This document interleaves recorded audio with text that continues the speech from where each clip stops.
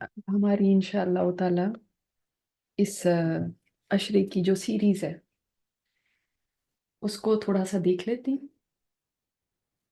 اس series کے نام جیسے آپ نے دیکھا ہوگا، چلو مکہ کی گلیوں میں چل کے دیکھیں۔ اس کا مقصد یہ ہے کہ تھوڑا سا نبی علیہ الصلوۃ والسلام کی زندگی کو جھانک کے دیکھ لیا جائے۔ یہ سیریز کتابوں کا ایک سیٹ ہے، سیرت انسائکلوپیڈیا، اس سے لی گئی ہے، جو دارالسلام کی پبلیکیشن ہے۔ 15 جلدوں پہ مشتمل ہے، بہت زیادہ اس میں ڈیٹیل ہے، لیکن ہم چونکہ ساری ڈیٹیل نہیں کر سکتے، لہٰذا اس میں سے صرف چند ایک واقعات لیے گئے ہیں۔ یہ بہت اوتھینٹک کتاب ہے سیرت پہ۔ کوشش کی گئی ہے کہ کچھ بھی اس میں اپنی طرح سے شامل نہ کیا جائے، کیونکہ معاملہ سیرت کا ہے، کوئی ڈرامہ نہیں ہے، کوئی فرضی کہانی نہیں ہے کہ جس میں خود سے اپنی طرف سے کہانیاں ایڈ کر لی جائیں۔ تو ایکسیپٹ یہ کہ جن باتوں کو یا حالات کو بیان کیا گیا، ان کو پرسونیفائی کیا گیا بعض جگہوں پر، تو اس سیریز کا مقصد یہی ہے کہ آپ جانیں نبی علیہ الصلوۃ والسلام کی زندگی کو ایک کہانی کی صورت میں، اور آپ کے دل میں ان کے لیے اتنی محبت پیدا ہو جائے کہ ان سے بڑھ کے کسی اور کی محبت نہ ہو۔ تو انشاءاللہ شروع کریں گے یہ سیریز۔ حرم کی مقدس فضاؤں میں گم ہوں میں، جنت کی ٹھنڈی ہواؤں میں گم ہوں۔ حرم کی مقدس فضاؤں میں گم ہوں میں، جنت کی ٹھنڈی ہواؤں میں۔ صلی اللہ علی محمد صلی اللہ علیہ وسلم۔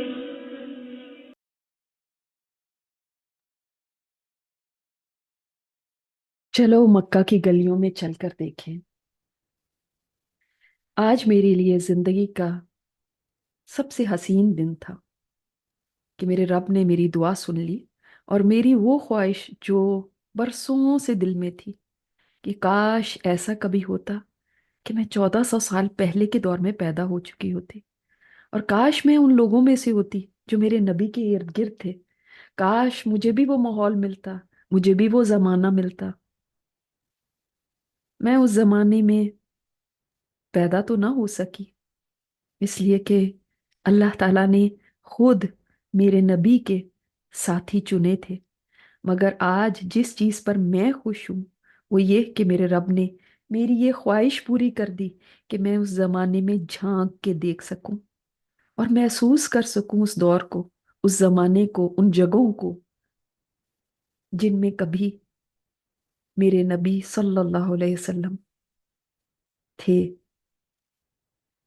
میں ان لوگوں میں سے تو نہ ہو سکی جو آپ کے ارد گرد تھے، مگر کم از کم ان کی زندگی کی ایک جھلک تو دیکھ سکتی ہوں۔ آج میری خوشی اسی بات پر تھی کہ میں وہاں جاؤں گی تو کیا دیکھوں گی، وہ کیا سما ہوگا، وہ کیا لوگ ہوں گے، کیا فضا ہوگی۔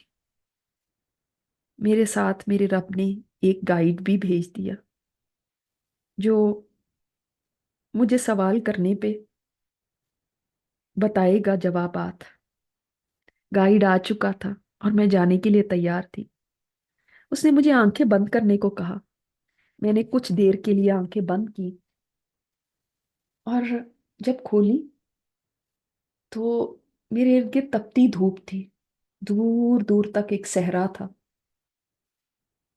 میں اپنے گھر پہ نہیں تھی، میں کہیں اور تھی۔ کچھ دور میں نے دیکھا کچھ عورتیں قافلے کی شکل میں اپنی سواریوں پر سوار تیزی سے کسی منزل کی جانب رواں دواں تھی۔ انہی میں ایک کمزور عورت اپنے دودھ پیتے بچے اور شوہر کے ساتھ ایک سفید گدھی پر سوار سب سے پیچھے رہی تھی۔ اس کی گدھی اتنی کمزور تھی کہ مشکلوں سے قدم اٹھاتی تھی۔ ان کے ساتھ ایک اونٹنی بھی تھی جو لگتا تھا پتہ نہیں کب سے فاقہ زدہ ہے۔ عورت کچھ پریشان سی لگ رہی تھی، کیوں نہ ہوتی؟ اس کے بچے نے رو رو کے آسمان سر پہ اٹھایا ہوا تھا، لگتا تھا کہ بچہ بہت بھوکا ہے۔ اس کے چہرے سے بھی کمزوری عیاں تھی۔ عورت بچے کو اپنے سینے سے لگاتی، مگر شاید دودھ نہیں مل رہا تھا، لہٰذا وہ بچہ چپ ہونے کا نام ہی نہیں لیتا تھا۔ ادھر سواری کا یہ حال تھا کہ منٹوں کا سفر بھی گھنٹوں میں طے کر رہی تھی۔ قافلے میں شامل دوسری عورتیں اپنے اپنے مردوں کے ساتھ سواریوں پر دور نکل گئی تھیں، اور یوں لگتا تھا کہ سبھی اس خاندان کی سست رفتاری سے تنگ آ کر آگے چلے گئے۔ یہ خاندان مسلسل ایک مشقت میں پڑا ہوا تھا۔ نہ تو ان کے پاس بچے کی بھوک مٹانے کا کوئی سامان تھا، نہ ہی سواری کو تیز دوڑانے کا کوئی راستہ نظر آ رہا تھا۔ اسی کشمکش میں یہ چلتے جا رہے تھے کہ دور ایک بستی نظر آنے لگی۔ قافلے کی دوسری سواریوں نے بستی کو دیکھ کے اپنی سواریاں مزید تیز کر لی، اور ادھر اس عورت کی تھکی ماندی گدی مزید سست ہو گئی۔ خدا خدا کر کے یہ خاندان بستی تک پہنچا۔ میں بھی ان کے ساتھ ساتھ تھی۔ میں نے دیکھا ایک چھوٹی سی بستی ہے، مٹی کے گھر ہیں جن کی چھتیں اکثر کھجور کی چھال کی بنی ہوئی ہیں۔ ہر طرف گہما گہمی ہے۔ کچھ لوگوں کے آگے پیچھے سیاہ فام غلام پنکھا جل رہے ہیں۔ یوں معلوم ہوتا تھا کوئی سردار قسم کے لوگ ہیں۔ انہوں نے قیمتی لباس پہنے ہوئے تھے اور بڑے اکڑ کے آگے آگے جا رہے تھے۔ باقی کچھ لوگ درمیانے طبقے کے معلوم ہوتے تھے۔ اسی طرح میں نے دور دیکھا کہ ایک عمارت کے گرد لوگ چکر کاٹ رہے ہیں اور سب ننگے ہیں۔ مجھے دیکھ کر بہت شرم آئی۔ عورتیں بھی ننگی اور مرد بھی۔ عورتوں نے صرف ایک کپڑا سا آگے چپکا رکھا تھا جس سے قابل ستر حصے چھپے ہوئے تھے، مگر باقی سارا جسم تو ننگا تھا۔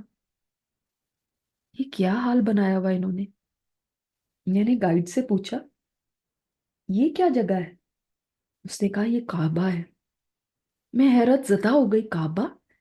یہ کعبہ کیسے ہو سکتا ہے؟ کعبہ کی ایسی حالت؟ یہ تو کہیں سے بھی اس کعبہ کے قریب بھی نہیں جس کو میں نے دیکھا ہوا تھا۔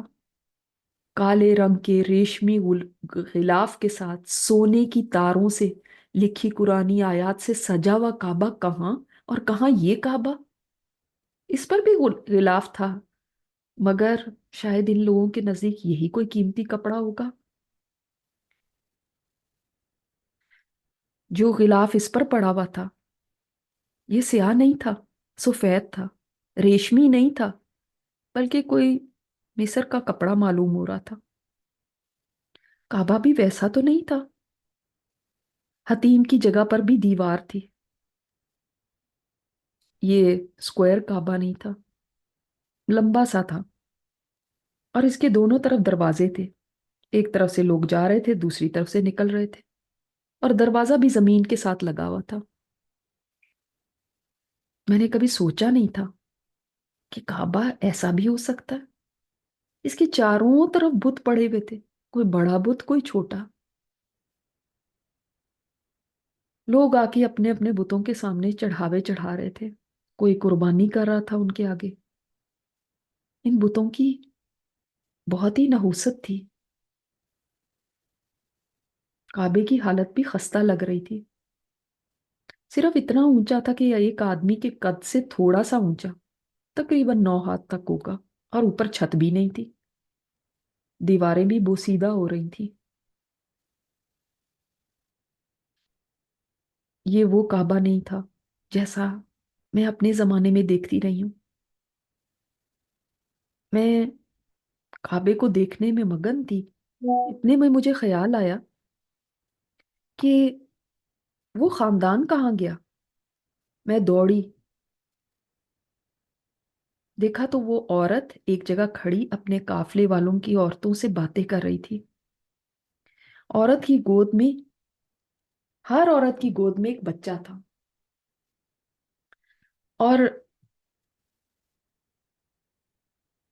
ایک کہنے لگی، حلیمہ اب تو کوئی بچہ بھی نہیں باقی بچا، سب بچے تو لے لیے گئے ہیں، بس وہاں اس گھر میں ان کے پاس چلی جاؤ، وہاں ایک یتیم بچہ ہے، اس کو ابھی تک کسی نے لے لیا، ویسے بھی ان سے کوئی خاص معاوضہ تو ملے گا نہیں، اس بچے کی صرف ایک ماں ہے اور ایک دادا ہے۔ حلیمہ لگتا تھا کچھ مایوس سی ہو گئی، تو بولی تمہاری مرضی ہے، اگر وہ لینا ہے تو لے لو۔ حلیمہ کا چہرہ اتر گیا، عورتوں کے بتانے کے باوجود اپنی پوری کوشش کرنے لگی کہ کہیں اور سے کوئی اور بچہ مل جائے، مگر سبھی گھروں کے بچے دائیوں نے جلدی جلدی پہلے ہی لے لیے تھے۔ وہ واپس آ کر اپنے شوہر کے پاس تھک کے بیٹھ گئی۔ اتنی دور سے یہ خاندان سفر کر کے آیا تھا، راستے میں بھی اتنی مشکلات اٹھائی تھی، اب پہنچے ہی ہیں تو آگے سے سب دروازے بند نظر آ رہے ہیں۔ یہ چاہتے تھے کوئی مالدار خاندان کا بچہ مل جائے تو ان کے بھی دن پھر جائیں۔ ان کی گدی تیز چل لیتی تو ابھی تک یہ بھی کسی امیر خاندان کے بچے کو گود لے چکے ہوتے، مگر انسان کچھ پلان کرتا ہے اور اللہ تعالیٰ کی پلاننگ اور ہوتی ہے۔ حلیمہ نہیں جانتی تھی کہ جو بچہ اللہ تعالیٰ نے ان کے نصیب میں لکھا ہوا ہے وہ ان کے لیے دنیا اور آخرت کی بھلائیاں سپیٹ لائے گا،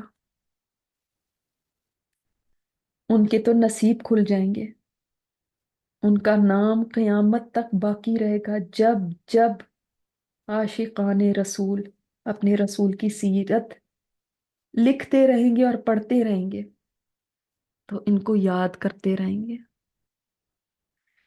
یہ افسردہ تھی کہ ان کو مالدار خاندان کا بچہ نہیں ملا، یہ افسردہ تھی کہ ان کی گدی تیز کیوں نہیں چلی، مگر انسان بعض چیزوں میں اپنے لیے برائی سمجھتا ہے، حالانکہ اسی میں اس کے لیے بھلائی ہوتی ہے۔ یہ کیا جانے ان کو کیا ملنے والا ہے، اور اسی میں بھلائی تھی۔ اگر یہ بھی جلدی آ جاتے تو ان دوسری عورتوں کی طرح کوئی اور بچہ لے چکے ہوتے، ان عورتوں کو تو آج تک کوئی جانتا بھی نہیں۔ یوں لگتا تھا حلیمہ کے سارے خواب ٹوٹ گئے۔ اپنے شوہر سے کہنے لگی، حارث کیا کریں پھر، کوئی بھی بچہ اب باقی نہیں رہا، خالی ہاتھ جانے سے تو بہتر ہے اس یتیم بچے کو ہی لے لیتے ہیں، چلو کچھ نہ ہونے سے تو بہتر ہے۔ عورت کا شوہر بولا، ٹھیک ہے پھر جا کر اسی کو لے آؤ، ہو سکتا ہے اللہ تعالیٰ اس میں ہمارے لیے برکت ڈال دے۔ حلیمہ اٹھی، بوجھل قدموں سے چلتی ہوئی ایک گھر کی طرف بڑھی، گھر کے دروازے پہ دستک دی، اندر سے اجازت ملی۔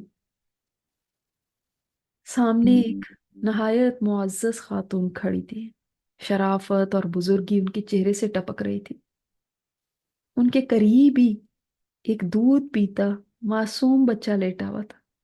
میں آگے بڑھی اور نہ جانے کیوں بچے کے چہرے پہ نظر پڑتے ہی میری آنکھوں سے آنسو ٹپ ٹپ گرنے لگے۔ یہ تو میرے نبی ہیں، رحمت للعالمین۔ جی چاہا میں اس بچے کو اٹھا کے سینے سے لگا لوں۔ معصوم بچہ سکون سے سو رہا تھا۔ یوں تو ہر بچہ پیارا لگتا ہے، مگر اس بچے کے چہرے پر ایسا نور تھا جو میں نے آج تک کبھی نہیں دیکھا۔ بچے کی والدہ دایا سے کہنے لگی، ان کی فکر کو بھانپ لیا تھا انہوں نے، تسلی کے انداز میں کہنے لگی، اے دایا اس بچے سے آپ بالکل مطمئن رہیں، یہ بڑی شان والا بچہ ہے۔ دایا حلیمہ یہ سن کے کچھ حیران سی ہوئی،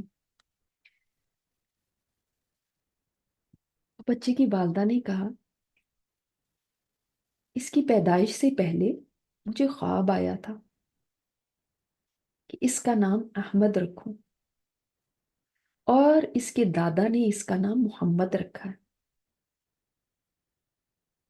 حلیمہ بولی محمد؟ ایسے لگا جیسے انہوں نے پہلی دفعہ یہ نام سنا ہو۔ لگتا ہے یہ خان ان لوگوں میں عام نہیں تھا۔ آمنہ کہنے لگی جب یہ بچہ پیدا ہوا ہے تو جانتی ہے میں نے خواب میں دیکھا میرے جسم سے ایک نور نکلا ہے جس سے شام کے محلات روشن ہو گئے، اور مجھے تو محسوس بھی نہیں ہوا کہ میں حاملہ ہوں۔ اس حمل کو میں نے ذرا بھی بوجھل نہیں پایا جیسے عورتیں پاتی ہیں، اور اس کا نام یہ ہمارے خاندانی ناموں میں سے نہیں۔ ہاں، جب لوگ پوچھتے ہیں کہ آپ نے یہ نام کیوں رکھا تو اس کے دادا کہتے ہیں کہ میں چاہتا ہوں کہ اللہ تعالیٰ آسمانوں میں اور اہل زمین زمین میں اس کی تعریفیں بیان کریں، اس لیے میں نے اس کا نام محمد رکھا ہے۔ میں نے اس کا خواب میں نام دیکھا کہ اس کا نام مجھے خواب میں بتایا گیا کہ احمد رکھوں، اور اس کے دادا نے اس کا نام محمد رکھا۔ آمنہ کی یہ بات سن کے میرے منہ سے سبحان اللہ نکلا۔ کتنی اعلیٰ سوچ ہے دادا کی۔ میں نے تو کبھی اپنے بچوں کی پیدائش پر ایسا سوچا بھی نہیں، نہ ایسی خواہش کی کہ میرے کسی بچے کا آسمانوں میں بھی ذکر ایسا ہو کہ اس کی تعریفیں ہوں، اور زمین والوں میں بھی اس کی تعریفیں ہوں۔ یہ اتنے پرانے لوگ ہیں مگر کس قدر سمجھدار ہیں، اور میں اتنی پڑھی لکھی ہو کے آج تک ایسی بات نہ سمجھ سکی۔ دایا حلیمہ یہ سن کے حیران بھی ہوئی اور خوش بھی ہوئی، اور انہوں نے بچے کو گود میں لے لیا اور خوشی کے ساتھ دروازے کی طرف بڑھی۔ ماں نے بچے کو جاتے ہوئے دیکھا تو اشعار کی صورت میں دعائیں کہیں، وَعِيذُهُ بِاللَّهِ ذِي الْجَلَالِ مِنْ شَرِّ مَا مَرَّ عَلَى الْجِبَالِ حَتَّى أَرَاهُ حَامِلَ الْأَحْلَالِ۔ میں اپنے بچے کو اللہ ذوالجلال کی پناہ میں دیتی ہوں اس شر سے جو پہاڑوں پہ واقع ہوا، یہاں تک کہ میں اسے اونٹ پر سوار دیکھوں اور دیکھ لوں کہ وہ غلاموں اور درماندہ لوگوں کے ساتھ احسان کرنے والا ہے۔ ماں کی یہ دعا کتنی خوبصورت تھی، مجھے بہت پسند آئی۔ ان لوگوں کی دعائیں بھی کتنی پیاری ہیں۔ حلیمہ بچے کو لے کر اب قدرے اطمینان کے ساتھ اپنے شوہر کے پاس آئیں۔ بچے کو بھوک لگی تو حلیمہ نے اپنے سینے سے لگا لیا، اور پیارے بچے نے دودھ کے گھونٹ بھرنے شروع کر دیے۔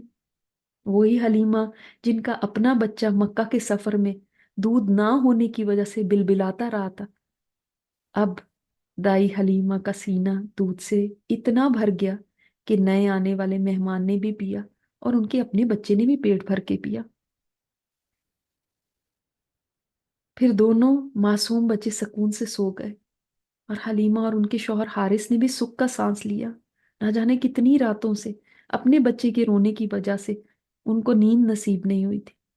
صبح ہوئی تو حارث حلیمہ کے پاس آئے اور بولے حلیمہ، خدا کی قسم تم نے ایک بڑی بابرکت روح لی ہے، یہ تو بڑی شان والا بچہ ہے۔ میں نے اونٹنی دیکھی تو اس کے تھن دودھ سے بھرے ہوئے تھے، دیکھو کتنا دودھ ہوا ہے۔ حلیمہ یہ دیکھ کے بہت خوش ہوئی، برتن دودھ سے بھرے ہوئے تھے۔ قافلے کی روانگی کا وقت ہو چکا تھا۔ حلیمہ بچے کو لے کر اس گدی پہ بیٹھی جس پہ آئی تھی، مگر اب وہ گدی اتنی تیز دوڑنے لگی کہ سب کو حیران کر دیا۔ میں دیکھ رہی تھی وہ گدی سب کو پیچھے چھوڑ کے آگے بھاگی جا رہی تھی، حتیٰ کہ حلیمہ کی سہیلیاں پکارنے لگی، اے ابو زویب کی بیٹی یہ کیا ہوا؟ یہ وہی گدی ہے جس پہ تو سوار ہو کے آئی تھی۔ حلیمہ خوشی سے بولی ہاں ہاں واللہ یہ وہی ہے۔ حلیمہ کی سہیلیاں آپس میں کہنے لگی کوئی خاص بات ہوئی ہے اس کے ساتھ، وہی سفر جو آتے ہوئے برسوں کا لگ رہا تھا اب ایسے کٹ گیا جیسے کوئی مسئلہ ہی نہیں۔ دور سے کچے گھروں کے آثار نظر آنے لگے۔ گدی نے اپنی بستی کو قریب بھانپ کے رفتار مزید تیز کر دی۔ اور یہ جوڑا جب گھر پہنچا تو نئے مہمان کی آمد سے ان کے باقی بچے بہت خوش ہوئے۔ تمام بچوں نے اس ننھے سے معصوم بچے کو گھیر لیا۔ حلیمہ کی بڑی بیٹی شیمہ نے آگے بڑھ کے بچے کو گود میں لے لیا اور پیار کرنے لگی۔ وہ بچے کو لیے لیے پھر رہی تھی۔ اس کے بعد وہ گھر جو فقر و فاقے کا مسکن لگتا تھا، اب وہاں گویا بہار آ گئی تھی۔ سارا علاقہ جو قحط زدہ معلوم ہوتا تھا، اسی علاقے میں اس گھرانے میں عجیب برکتیں نظر آ رہی تھی۔ دوسرے لوگوں کی بکریاں دودھ دینے کے قابل نہیں تھی اور اس گھرانے کے افراد پیٹ بھر کے بکریوں کا دودھ پی رہے تھے۔ میں سوچ رہی تھی حلیمہ اس وقت کتنی افسردہ تھی جب ان کو ایک یتیم بچے کو لینا پڑا، اور کتنا ہچکچا رہی تھی۔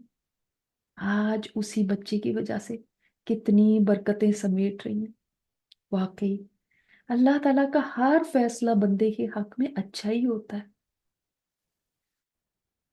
ان کو اپنی نحیف گدی کی سست رفتاری کی وجہ سے غصہ آ رہا تھا اور غم بھی تھا، مگر دیکھو اس میں بھی اللہ نے خیر رکھی تھی۔ پھر ہم کیوں تقدیر کے فیصلوں پر غمگین ہوتے ہیں؟ کیوں اللہ تعالیٰ کے فیصلوں پہ مطمئن نہیں ہو جاتے؟ اس وقت یہ حلیمہ کو کیا معلوم تھا کہ آگے جا کے یہی بچہ کتنی خیر و برکت کا باعث بنے گا۔ وہ تو اپنے سامنے آنے والی ان برکات کو صرف دیکھ رہی تھی، اگر رہتی دنیا تک کتنی برکتیں انہوں نے سمیٹ لی وہ خود بھی نہیں جانتی تھی۔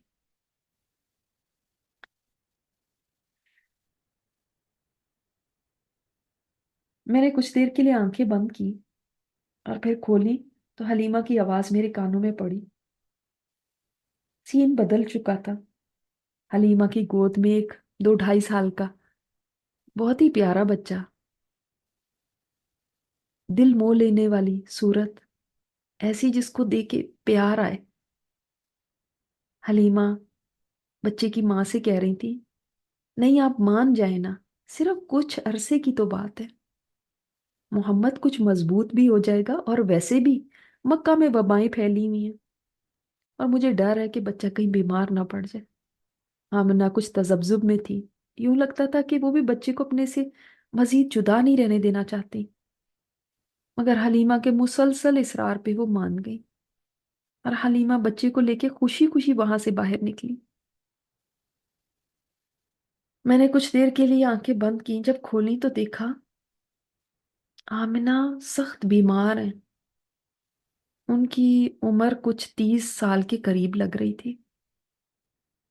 ایک اونٹ پر آمنہ تھی اور ساتھ ان کی باندی برکہ، جس کو وہ ام ایمن کہہ کے پکار رہی تھی، اور ساتھ 6 سال کے محمد صلی اللہ علیہ وسلم۔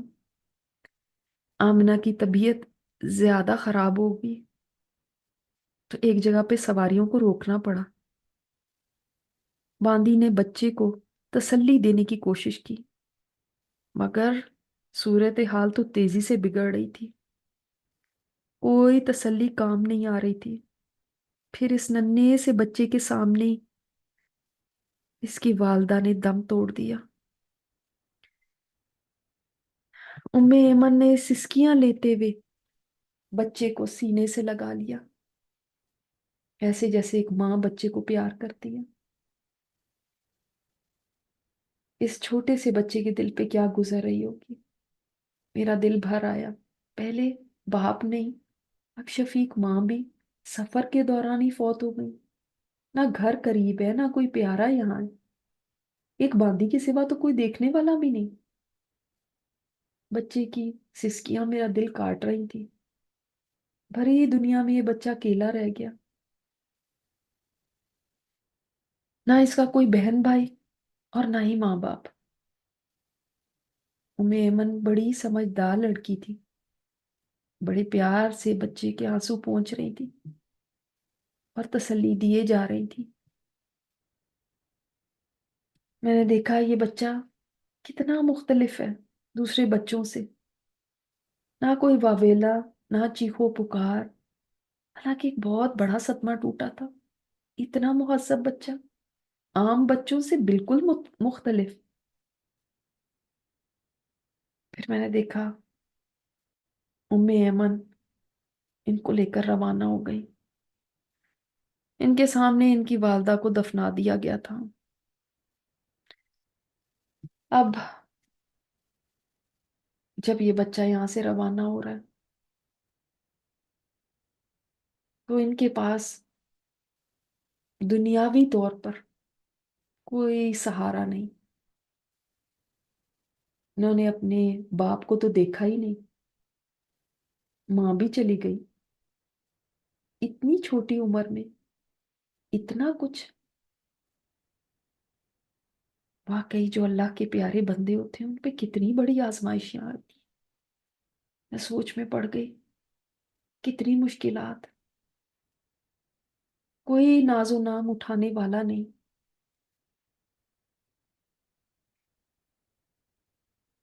یہ چھوٹا سا قافلہ چلتا چلا جا رہا تھا۔ مکہ کی بستی میں پہنچے تو میں نے دیکھا ایک ادھیڑ عمر بوڑھا آگے بڑھا اور اس بچے کو گود میں لے لیا اور پیار کرنے لگا۔ میں نے گائیڈ سے پوچھا یہ کون ہے؟ وہ بولا یہ اس بچے کے دادا عبد المطلب ہیں۔ میں نے پھر دیکھا یہی بچہ ہے، دن گزر رہے ہیں اور دادا اپنے پوتے پہ انتہائی محبت اور شفقت نچھاور کر رہے ہیں۔ اتنی تو شاید وہ اپنے بیٹوں سے بھی نہیں کرتے ہوں گے، اور کیوں نہ کریں۔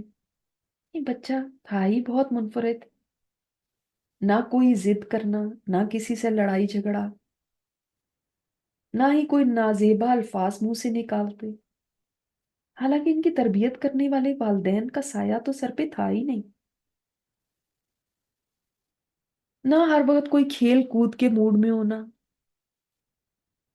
میں حیران تھی اس بچے کی تربیت کرنے والا پھر کون ہے سوائے اللہ رب العزت کے، جس نے حفاظت کی بھی۔ میں نے آنکھیں بند کی اور کھولی تو خود کو کعبہ کے بالکل قریب پایا۔ میں نے دیکھا وہی بزرگ شخص بیت اللہ کا طواف کر رہے ہیں اور ساتھ شعر پڑھ رہے ہیں، اے میرے رب میرے سوار محمد کو واپس لیا، اے میرے رب مجھ پر احسان فرما اس کو لوٹا دے۔ میں نے دیکھا ایک شخص دوسرے سے پوچھ رہا ہے یہ کون ہے؟ اس نے جواب دیا یہ عبد المطلب بن ہاشم ہے، انہوں نے اپنے پوتے محمد کو گمشدہ اونٹ تلاش کرنے کے لیے بھیجا تھا۔ یہ جب بھی اسے کسی کام کے لیے بھیجتے ہیں تو وہ ہمیشہ کامیاب ہو کر لوٹتا ہے۔ آج اسے دیر ہو گئی ہے، ابھی تک واپس نہیں آیا۔ یہ بزرگ اسی وجہ سے پریشان ہے۔ میں اس شخص کی بات سن کر اپنے رب کے نرالے کاموں پہ مسکرا دی۔ وہ ایک بچے سے اس کے والدین اگر لے لیتا ہے تو کسی دوسرے کو ان کی جگہ پر دے دیتا ہے، جو شفیق ہیں اور مہربان ہیں۔ مجھے عبد المطلب پہ بھی بڑا ہی پیار آیا کہ میرے نبی کو اس وقت محبت دینے والے ہیں جب وہ اپنے والدین کی شفقت سے محروم ہو گئے۔ میرے دیکھتے ہی دیکھتے وہ بچہ ایک اونٹ کو لیے ہوئے کہیں سے نمودار ہوا۔ اتنی سی عمر میں اتنے ذمہ دار، کوئی لگ بھگ 6-7 سال کی عمر ہوگی۔ میں نے سوچا اس عمر میں میرے بچے تو ایسی کوئی ذمہ داری کا ثبوت دینے والے نہ ہوتے۔ دادا نے آگے بڑھ کے پوتے کو گلے سے لگایا اور بولے اے میرے بیٹے، کیا بتاؤں میں تمہارے لیے کس قدر پریشان تھا۔ میں کبھی کسی کے لیے بھی اتنا پریشان نہیں ہوا۔ اللہ کی قسم اب میں تمہیں کبھی کسی کام کے لیے نہیں بھیجوں گا، نہ تم مجھ سے کبھی جدا ہوگے۔ مجھے یہ سن کے بڑی خوشی ہوئی، مگر اللہ تعالیٰ کا فیصلہ تو کچھ اور ہی تھا۔ دادا نے تو کہہ دیا تم مجھ سے کبھی جدا نہیں ہوگے، لیکن کچھ ہی عرصے میں کچھ اور ہو گیا۔ اگلا سین جب میرے سامنے کھلا تو میرے نبی پہ غم کا ایک اور پہاڑ ٹوٹ چکا تھا. جن کے دم سے ان کی زندگی میں بہار تھی وہی چھوڑ کے جا چکے تھے. کوئی لگ بھگ 8 سال کی عمر ہوگی. ان کے لیے تو اب وہ تمام رشتے ختم ہو گئے جن پر کوئی فخر کرتا ہے. دادا کے بعد چچا وغیرہ تو تھے، مگر کسی چچا میں بھی دادا کی طرح کی نہ قوت تھی، نہ عزم، نہ حوصلہ، نہ ویسی سخاوت اور نہ دور اندیشی. نہ ہی کسی اور میں ویسا روب و دبدبا تھا.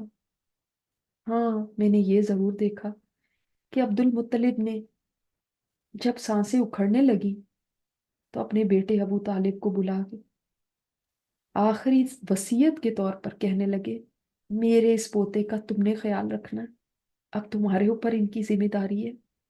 میں حیران تھی، اس لیے کہ ابو طالب تو خود حال حلیے سے بہت قسم پرسی کی حالت میں لگ رہے تھے. فقر و فاقہ ان کے چہرے سے یہاں تھا. ایک ایسے ایک اور بچے کا خرچہ اٹھائیں گے؟ ہمارے ہاں تو ہم کھاتے پیتے بھی ہوتے ہیں، تب بھی کسی ایک فرد کا بھی خرچہ اٹھانا اپنے اوپر بوجھ سمجھتے ہیں. حتیٰ کہ کوئی مہمان ہی 4 دن سے زیادہ رہ جائے تو ہمیں فکر ہونے لگتی ہے. اور کہاں یہ ایک بچے کا خرچہ اٹھائیں گے؟ میں نے دیکھا اس دن میرے نبی پہ کتنا بڑا غم کا پہاڑ ٹوٹا. یوں لگتا تھا آنکھوں سے آنسوؤں کا سیلاب رواں ہے. میں نے اس 8 سال کے بچے کو دادا کے جنازے کے پیچھے چلتے چلتے دیکھا. سبھی چھوڑ گئے. شاید کوئی اور ہوتا تو غم میں ٹوٹ کے بکھر جاتا، مگر اس بچے کا صبر مثالی تھا. ہو سکتا ہے اللہ تعالیٰ نے ابھی سے اتنا سخت جان بنانا تھا کہ آگے کے حالات سہ سکیں. میرے سے ان کی رونا دیکھا نہیں جاتا تھا.